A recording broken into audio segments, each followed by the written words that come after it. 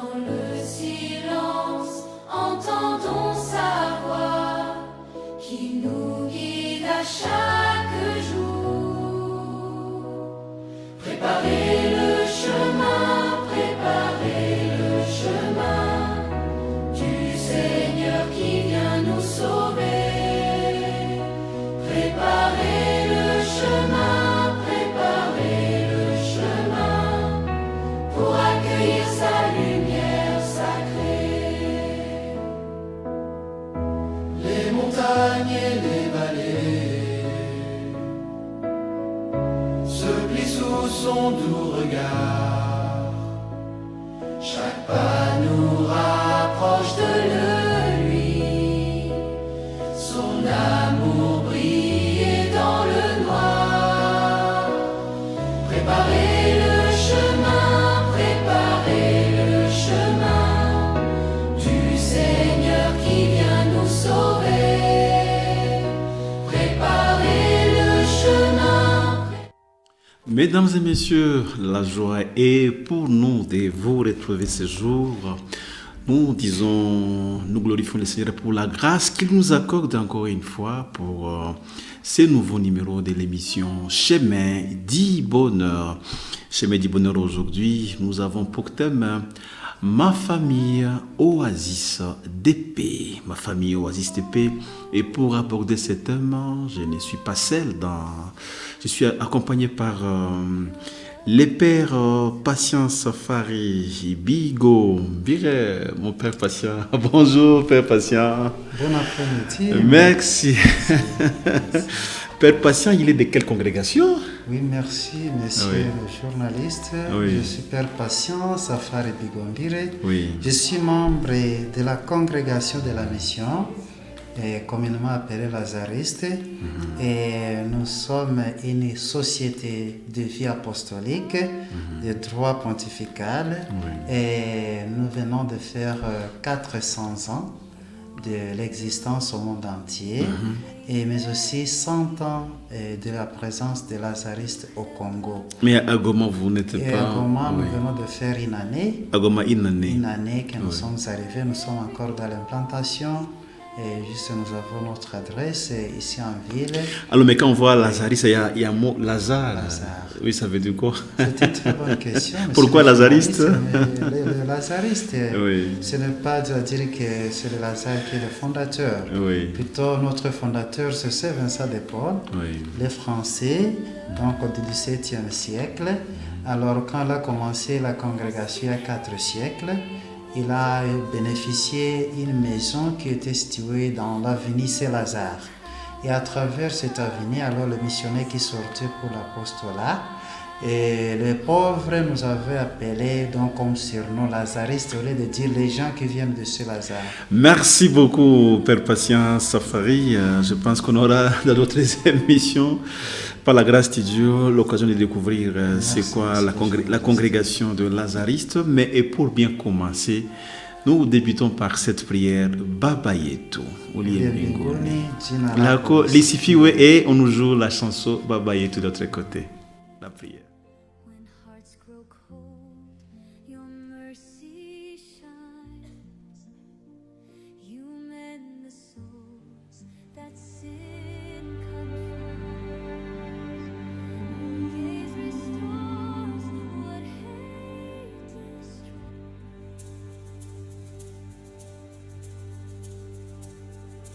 Baba yetu yetu liye binguni yetu amina. Baba yetu liye jina lako litukuzwe. Baba yetu liye binguni yetu amina. Baba yetu liye jina lako litukuzwe. Utupe leo chakula chetu, tunatohitaji utusamehe makosa yetu, kama wasi tunavyowasamehe waliotukosea, usitutie katika majaribu, lakini utuokoe na yule mwovu wa milele. Baba yetu uliye mbinguni yetu amina. Baba yetu jina lako litukuzwe. Baba yetu uliye mbinguni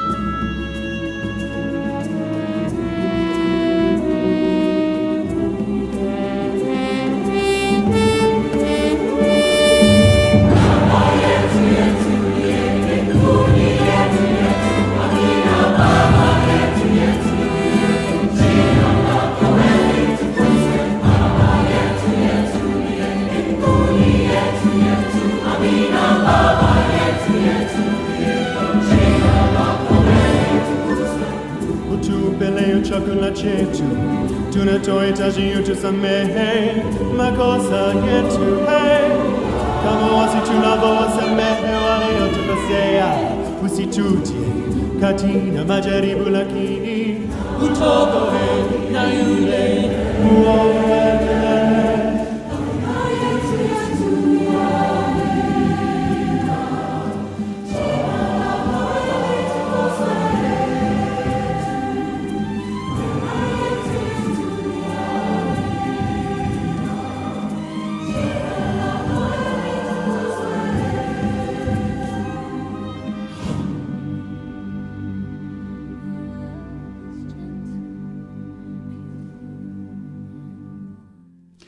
Baba yetu uliye mbinguni, jina lako litukuzwe.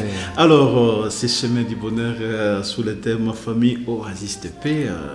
Père Patience Safari, Oasis de paix, qu'est-ce qu'on peut comprendre par Oasis de paix? Merci, monsieur le journaliste. Oui.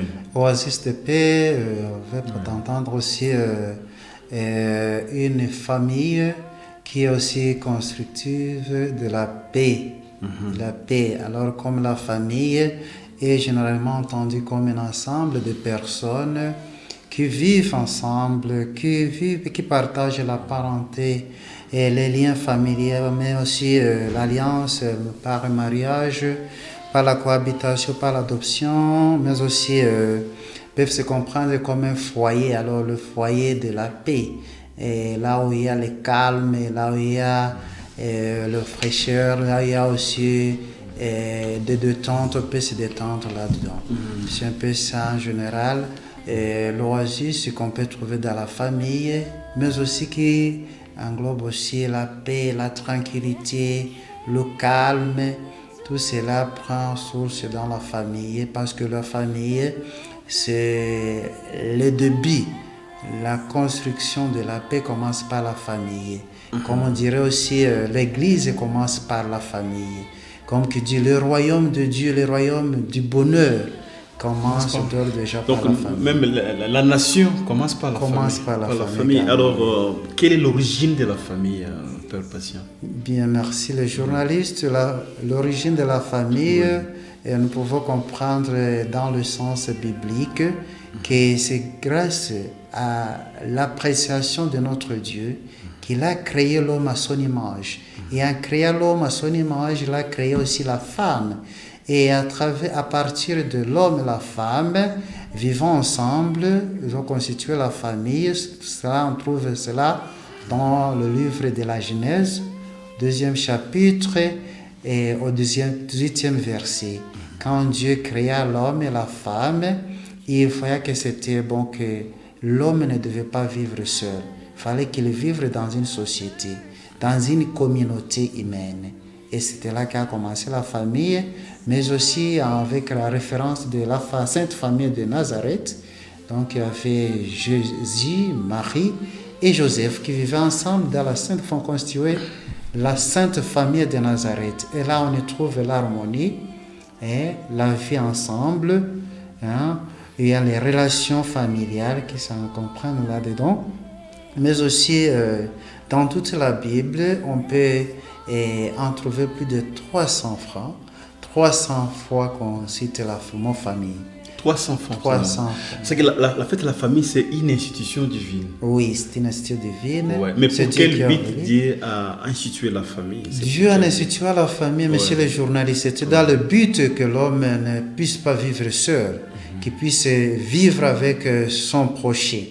Surtout l'homme et la femme en vivant ensemble légitimement et en se procréant, trouvant les enfants.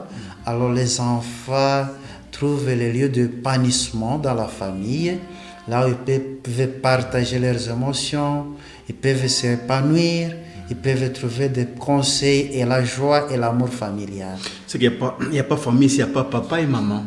Bon, il y a famille, bien sûr, s'il y a papa, maman et les enfants. Oui, monsieur le journaliste, merci beaucoup. Donc, on peut avoir beaucoup de types de familles. Ouais. Il peut y avoir la famille biblique, la famille religieuse, la famille chrétienne, la famille journalistique, la famille éducative, la famille institutionnelle, la famille chrétienne, mais aussi la famille biologique. Et quand on entre dans la famille biologique, donc on sous-entend le papa, la maman et les enfants.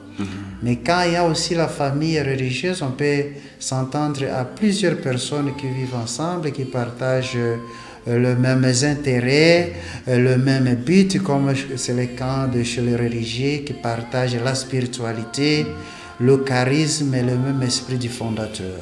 Mais alors, par rapport à la famille biologique, aujourd'hui, mon père, vous êtes avec moi d'accord que la technologie commence à évoluer, où par de la magie technologique, on a des enfants sans qu'il y ait papa et maman puissent vivre ensemble. Est-ce que ça aussi peut appeler famille?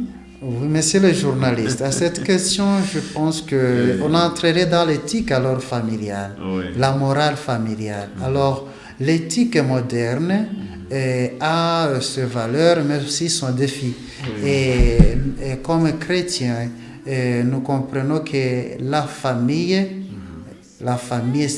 c'est divin, donc c'est divin et éternel. Donc c'est une loi éternelle que Dieu a établie, qui est papa et maman et les enfants. Alors quand on utilise d'autres méthodes artificielles ou modernes, cela entrerait alors dans une autre connotation que l'Église ne favorise pas et qui n'est pas alors d'ordre divin. Parce que normalement, l'enfant doit sentir l'amour du père et l'amour de la mère. Et aussi les parents se sentent contents, se sentent heureux d'avoir avec eux les enfants. Et c'est leur joie. Quand les enfants respectent les parents, quand les enfants aiment les parents, quand les enfants honorent les parents comme c'est le 4e commandement de Dieu, alors là, il y a l'harmonie familiale. Mais aller à la contre de ce commandement, chercher à créer des enfants dehors de la loi divine, alors moi je comprends cela que ce n'est pas institué par Dieu. Oui. Merci beaucoup, mon frère. On va souffler un peu. Quel ami fidèle Jean-Baptiste va nous proposer cette chanson. Quel ami fidèle, Dieu nous aime, voilà pourquoi il a institué même la famille.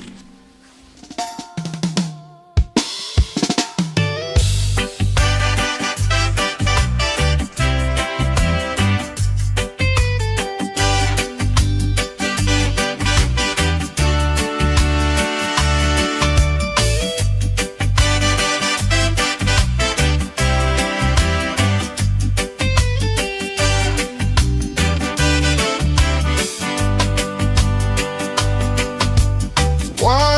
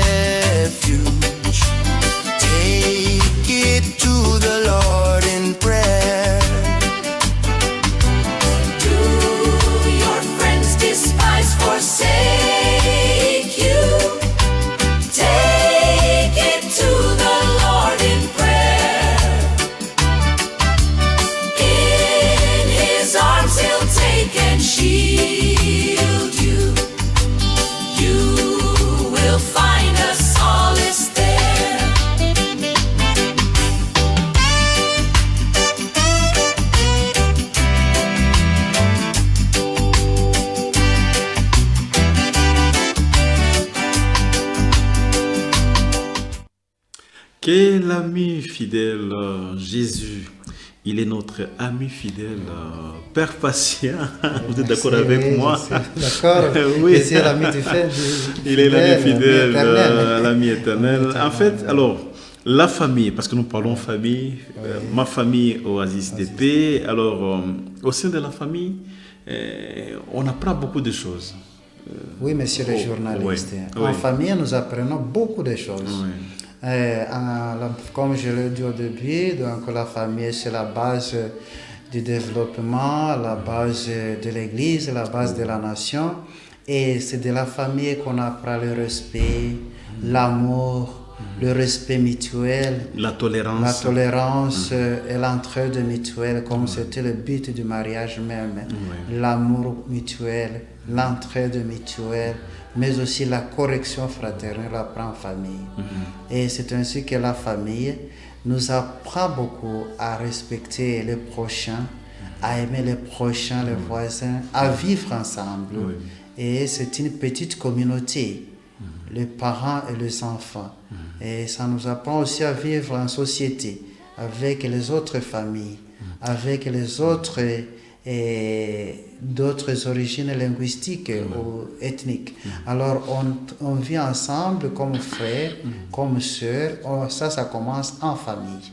Donc la famille nous apprend à nous tolérer mutuellement, à vivre en paix tel qu'elle est terme. Donc la famille qui est vraiment saine nous apprend à vivre dans la tranquillité, en paix, et là on y trouve comme un repos, une détente, un refuge. Et la nation aussi qui est considérée de bonne famille, et c'est une nation pacifique, une nation vraiment tolérante, une nation qui est paisible, une nation d'où il fait beau vivre là-bas. C'est que la famille, c'est la première école par excellence. École par excellence. La première école par excellence. Mais alors, toutes les valeurs, morales, éthiques. Oui, mais vous savez, maintenant, aujourd'hui, avec la civilisation, avec le modernisme, déjà, l'enfant à 6 mois, on l'amène à l'école. À 6 mois, oui, il est déjà gardé au niveau de la crèche. La crèche. Oui, c'est ça, à 6 mois déjà. Il commence déjà, il est là, il est élevé là-bas, il est nourri là-bas. Bon, parce que maman doit aller chercher, doit être au travail, papa aussi. Peut-être les grandes soeurs, les aînés aussi. Et à 3 ans déjà, il commence les maternelles. À 5 bon, ans. Et les soirs, peut-être on arrive à la maison, tout le monde est fatigué, il est au WhatsApp, au téléphone et tout. Bon, et il évolue comme ça et tout. On peut me l'envoyer à l'internat, il fait là-bas toute sa vie là-bas. Il revient avec les diplômes ou autre chose. Quelle est l'image que vous avez? Parce que quand vous dites que maintenant la famille c'est la base de tout, c'est la vitrine, l'image même de la communauté. Mais si on n'est pas passé par là, on n'a pas eu ces moments de vivre en famille. Quelle est l'image que vous avez? Oui, monsieur le journaliste, j'allais revenir aussi. La famille, comme c'est la base de toutes les valeurs chrétiennes, morales et sociales, mais aussi il y a les défis actuellement qu'on trouve dans la famille. Il y a des fois, comme vous venez de le mentionner, et des familles là où l'enfant ne sent pas cette chaleur maternelle, cette chaleur paternelle. Alors il apprend d'autres mécomportements des autres sociétés, comme Jean-Jacques Rousseau l'a mentionné. Donc la société aussi peut corrompre l'homme ou l'enfant. Alors il apprend de la société peut-être d'autres antivaleurs. C'est ainsi que parfois, au lieu de bâtir la paix, bâtir l'entente, bâtir la collaboration, l'harmonie, alors on peut assister à une famille aussi qui produit les bandits, les voleurs, parfois les malfaiteurs. Alors tout ça, je dirais que parfois il y a ces défis-là dans des familles modernes qui ne donnent pas beaucoup de temps, comme au dialogue familial. Les parents qui éduquent comme il faut les enfants. Les parents qui ne dialoguent pas comme il faut avec les enfants, qui ne leur montrent pas les valeurs culturelles, les valeurs nationales, les valeurs chrétiennes, les valeurs civiques. Et ainsi, les enfants apprennent d'autres antivaleurs Et nous voyons que parfois, cela nous amène à rompre parfois ce que le projet de Dieu à l'homme. Créer l'homme, c'était pour que l'homme soit heureux, vivre dans le bonheur, vivre paisiblement, vivre une vie paisible, même une vie paisible avec son voisin, avec l'autrui, avec son semblable. Et parfois alors même le respect de la vie. Et voilà, c'est un peu ça. Mais mon père patient, mais ouais, tout ça c'est par rapport au défi de la vie. Oui, de la mais vie est-ce qu'il y a moyen de concilier tout ça? Parce que vous dites quand même il y a l'objectif. Dieu, quand il a institué la famille, c'est pour que la famille vive heureusement, en bonheur, vivre le bonheur. Et tout ça donc qui est harmonie au sein de la famille.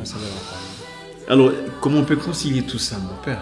Les défis de la vie qui nous amènent, qui amènent les parents à ne pas être présents au niveau des... Oui, tel que vous l'avez dit au début, donc l'école, les internats, tout ça.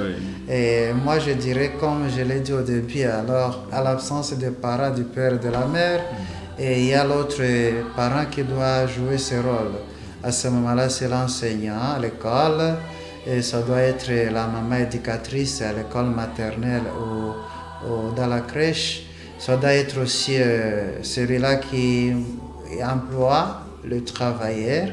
Donc l'employeur aussi joue le rôle du parent pour éduquer l'homme de le bas âge. Est-ce que c'est pas suffisant? Oui, c'est pas suffisant. C'est pas suffisant. C'est pas suffisant. C'est que la présence de parents à la maison, être accompagné avec les parents à une visite, c'est très capital. C'est très capital. C'est très capital. C'est pour cela que la famille doit être constituée du père, de la mère, de l'enfant. À l'absence de parents, donc il y a ce que l'enfant manque dans son émotion, dans sa psychologie, dans sa croissance. Donc il a manqué quelque chose. Et c'est ainsi qu'avec le temps, il peut arriver à changer d'émotionnalité, de caractère, parce qu'il a manqué l'affection des parents. Et la présence des parents est très importante dans la croissance de l'enfant, du jeune, dans la société. Alors, on va encore souffler un peu avec Victory, Christ est ma victoire, lui qui nous accorde la victoire de vaincre les tentations, lui qui nous donne la victoire donc de vivre toujours une vie en bonheur. Et de l'autre côté, Jean-Baptiste.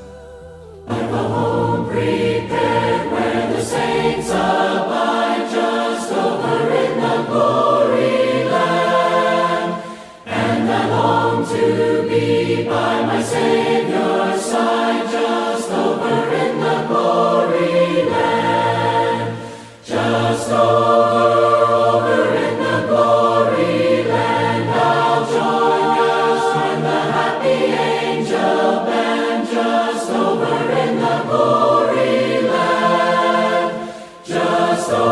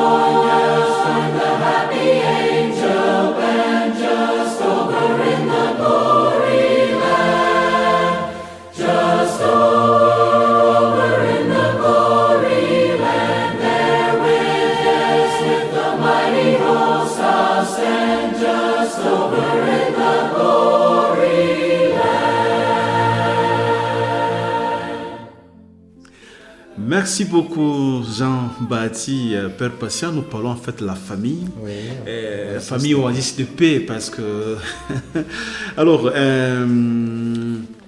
dans une famille, comme dans toute société, il y a quand même des conflits qui peuvent surgir à n'importe quand entre papa et maman, les enfants et parents, entre les enfants et tout et tout. Comment faut-il gérer des situations pareilles qui peuvent surgir? Oui, merci beaucoup, monsieur le journaliste. Pour gérer les conflits qui peuvent surgir au sein d'une famille. Oui, c'est ça exactement. Je pense qu'il faut favoriser beaucoup le dialogue entre les parents, entre eux-mêmes, mais aussi les parents et les enfants et les parents. Et cela donne l'harmonie et cela peut donner aussi des résultats parce qu'il n'y a pas une famille vraiment idéale.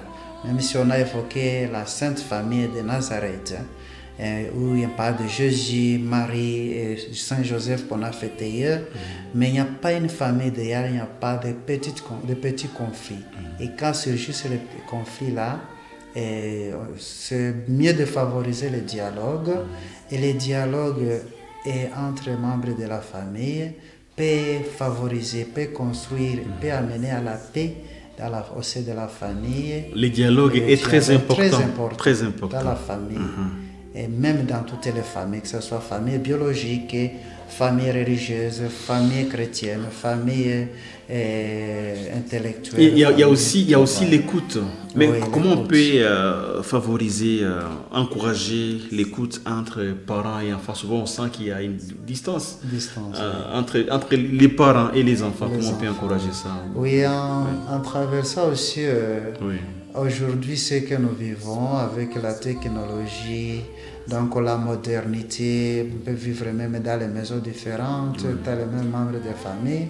Alors ça c'est un défi, mais qui peut être aussi être réconcilié par le respect et le dialogue avec les autres, même à travers les médias, au lieu d'utiliser la technologie pour nous insulter, pour nous diviser ou pour nous mener des conflits. On peut l'utiliser pour s'entraîner, pour dialoguer, pour cohabiter ensemble, pour partager les valeurs humaines, pour partager le bien que la culture nous a légué et que la nation nous a légué et que même Dieu lui-même nous a donné au début de la création de l'homme. Parce qu'en créant l'homme et la femme, en créant donc la société, la famille, il a vu que c'était très bon. C'était bon, l'harmonie. Et alors, moi, je pense que pour mener à cela et pour pallier à cela, le dialogue peut commencer pour un peu résoudre ces conflits-là. Et après, alors, considérer chaque membre de la famille, chaque membre de la société comme un frère, et sans qui je ne peux pas vivre, parce que vivre seul, ça fait la douleur. Vivre seul, ça fait la peine. Vivre seul, ça ne peut pas mener au bon développement. Alors, mais on sent qu'actuellement, il y a quand même beaucoup de défis qui menacent même l'harmonie, la paix au sein de la famille, mon père. Oui. Alors, je ne sais pas, selon vous, quels sont les défis? Bon, le défi là qui dérange l'harmonie au sein de nos familles, et la famille en général, comme oasis de paix, c'est ça parfois l'orgueil.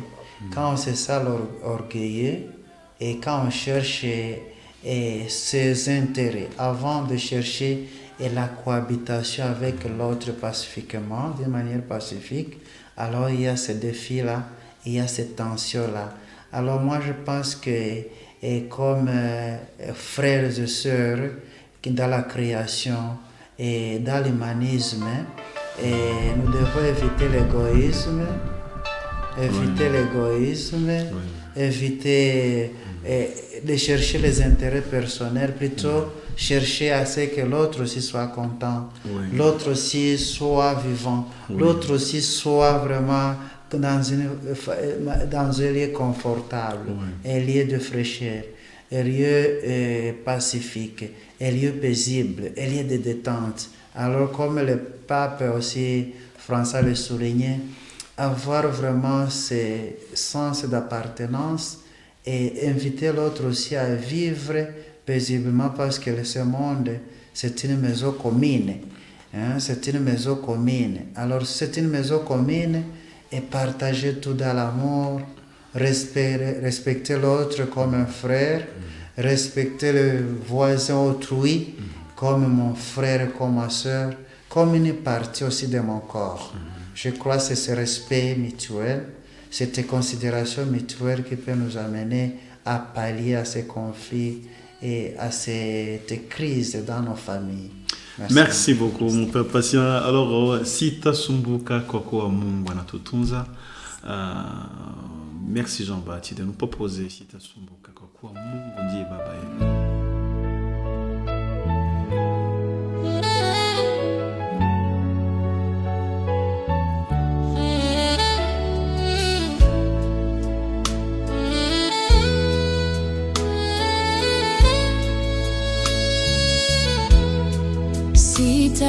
Sitasumbuka kwa kuwa Mungu ananitunza daima, anachukua mizigo yangu nyakati zote za mwendo. Sijaiona nyingine siku na jana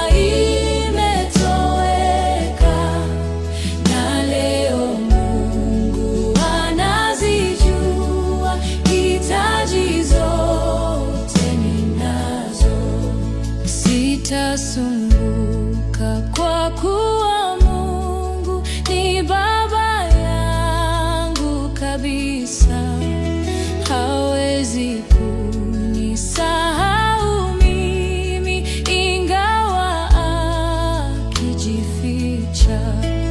Sijaiona nyingine siku na jana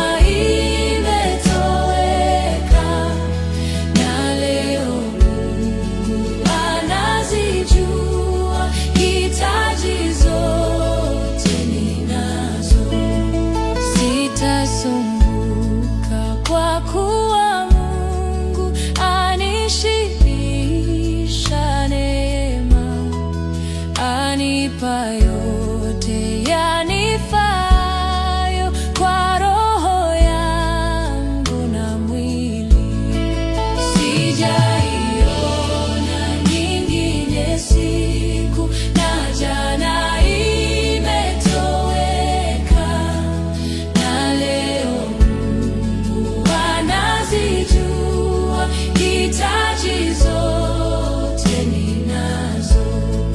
Maua yote anayavika na ndege wote wa anga wanapokea chakula chao pasipo shamba na ghala. Sijaiona nyingine siku na jana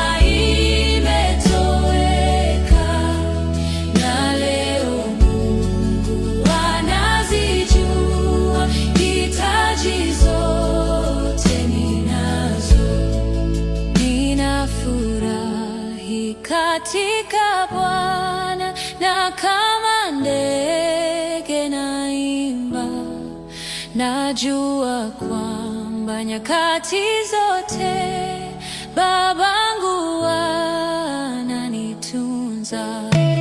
Sijaiona nyingine siku na jana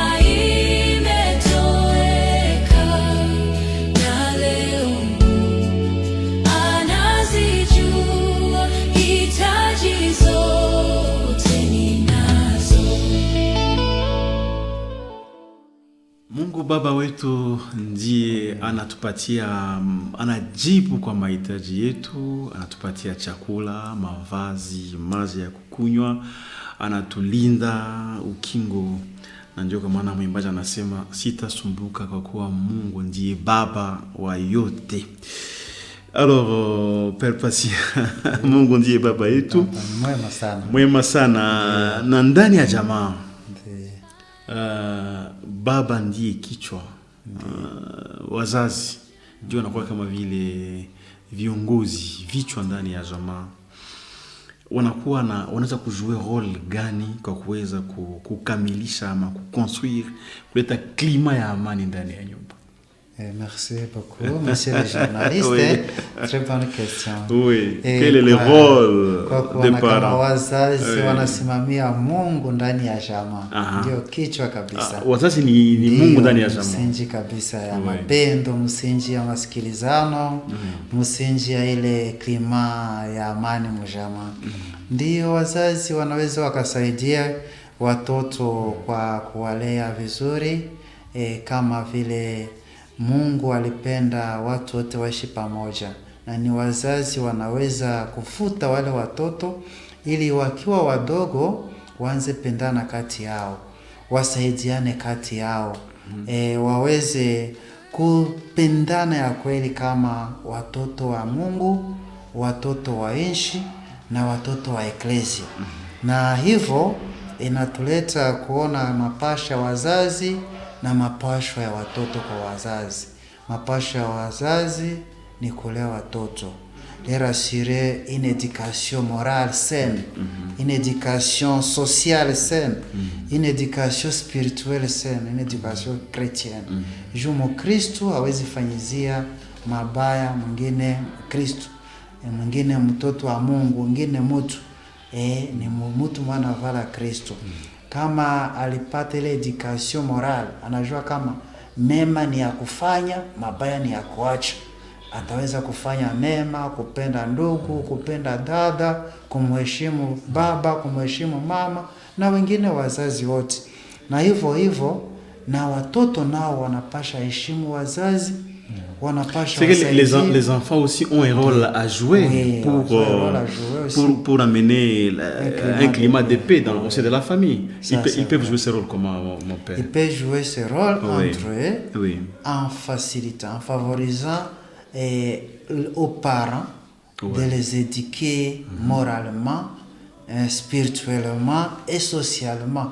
Mais aussi, wakati wanazeeka, wakati wanafika hawana kazi, wazazi hawana chochote, watoto ndio wana ile devoir ya kuwa msaada kwa wazazi na kuleta hiyo klima ya amani, klima masikilizano, klima mapendo mjama. Alors, mon père, comment transmettre les valeurs des respect et de l'amour au sein de la famille? Comment on peut les transmettre? Oui, merci beaucoup, monsieur le journaliste. Pour transmettre ces valeurs de respect, de l'amour et de la cohabitation, une chose est très importante, c'est l'humilité. Comme Saint Vincent de Paul aussi nous l'a appris. Et que l'orgueil apprenne à descendre un peu et apprendre à être humble. Et quand on est humble, alors on peut écouter, comme nous l'avons dit au début, l'écoute. On peut écouter les parents, on peut écouter l'autre frère, on peut écouter la sœur qui me parle, et ça crée l'harmonie paisible. Et avec l'humilité aussi, ça peut m'aider à aimer. Donc aimer, parce que quand je suis humble, donc je considère que l'autre aussi il a des valeurs, l'autre aussi il est humain, l'autre aussi a droit à ce que j'ai, et alors c'est ça qui m'amènera à aimer mon frère, à aimer les parents et à créer l'harmonie. Alors une famille harmonieuse, dans une famille où le climat de paix règne, cette famille-là peut aussi influencer positivement une société, une communauté. C'est ça? Oui, monsieur le journaliste. Parce que comme nous l'avons dit au début, la famille est la base de la société, de la nation, du développement, de tout. Alors, si une bonne famille, une famille saine, une famille pacifique, une famille harmonieuse peut aussi influencer une autre famille. Et quand il y a 2 ou 3 familles, déjà ça forme une société. Et toute la société sera pacifique. C'est que la paix commence d'abord en famille. La paix commence en famille. La paix commence en famille, l'amour commence en famille, le respect commence en famille. Alors, la paix, l'amour commence en famille. Alors, voilà pourquoi on va nous proposer ces chants des petits chanteurs. S'il suffisait qu'on s'aime, donc l'amour, s'il y a l'amour au sein de la famille, ça va impacter, ça aura même de l'impact un peu partout là où on vit, dans la communauté, même dans les milieux professionnels.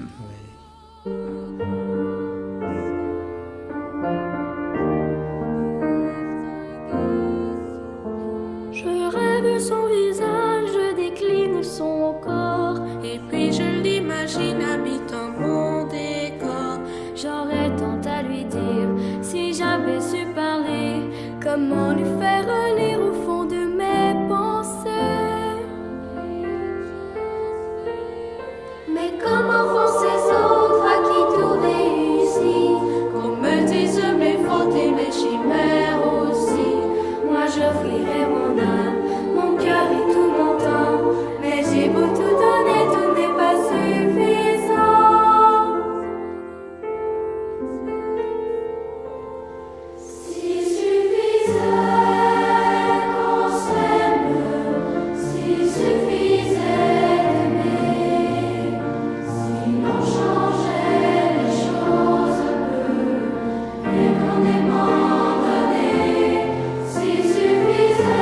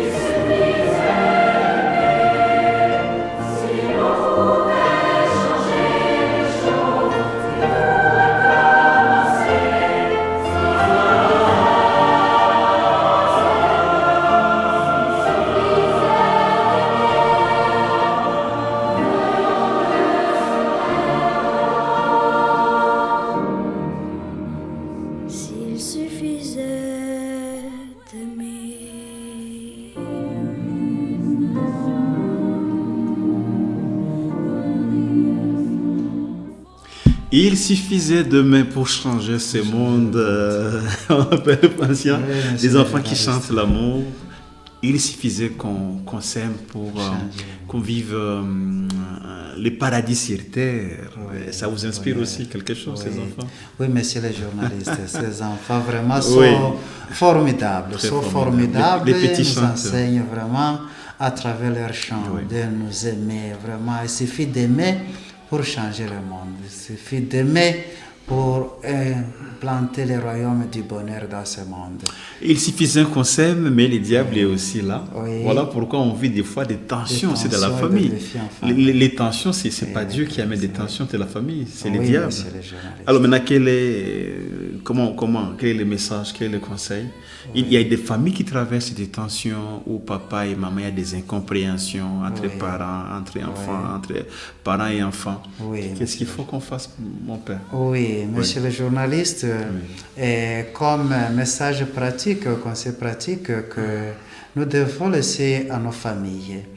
La famille, sachez que la famille est ce lieu un soutien formidable pour tout être humain, en commençant par l'enfant, où l'enfant doit vraiment trouver son épanouissement, où l'enfant ou le jeune doit s'épanouir et en se concentrant sur son émotionnalité, ses affections et ses tendances humaines, ainsi de suite. Alors la famille est conseillée de s'aimer à travers l'enfance, le cœur de miséricorde, le cœur d'amour. Et les parents doivent aimer leurs enfants sans distinction, en les considérant comme une partie de leur foyer, de leur vie aussi, de leur royaume. Et ainsi alors, chaque membre de la famille peut trouver épanouissement en se sentant heureux dans sa famille. En commençant par sa famille, alors il sera aussi heureux dans le milieu professionnel, dans le milieu éducatif, dans le milieu communautaire, dans le milieu social. Et je conseille aussi aux jeunes et enfants de respecter les parents, d'écouter les parents, d'aider les parents. Et ainsi alors, et quand il y a cette harmonie, cette relation qui est maintenue, qui est vraiment cerclée, et alors où l'être humain se sent vraiment là où il faut pour vivre. Alors mon père, s'il y a déjà des fissures aussi dans la famille, est-ce qu'on peut encore espérer qu'on peut encore restaurer un climat d'attente et de paix? Comment on peut y arriver? Toutefois, là, il y a des conflits, c'est là où on doit parler de l'unité. Donc, quand on dit lève-toi, c'est parce que quelqu'un est tombé. Alors, ces familles qui sont fragiles, ces familles qui ont déjà des difficultés, qui ont des mésententes, qui sont divisées, c'est là où nous devons parler beaucoup de l'unité, du dialogue. Faire tout pour dialoguer, favoriser le dialogue entre les membres, favoriser la vertu de l'amour, favoriser le dépouillement, l'oubli de soi. Et l'humilité, comme je l'ai dit, sera un outil merveilleux pour réparer là où il y avait des blessures, là il y avait des conflits, des défis. Et encore une fois, messieurs les journalistes, et comme nos familles, la majorité des familles a beaucoup de problèmes d'ordre économique, d'ordre social, d'ordre professionnel, mais aussi des épreuves. Alors c'est à ce moment-là qu'ils sont invités à fixer les yeux Jésus-Christ, comme surtout nous sommes dans l'état de carême, les yeux fixés sur Jésus-Christ, lui-même qui a parcouru des multitudes d'épreuves, la pauvreté, et l'angoisse, la solitude. Et après alors, j'invite toutes les familles de considérer même les fautifs de la famille. Les fautifs aussi encore de la valeur aux yeux de Dieu. De les aimer. Les aimer aussi, les considérer.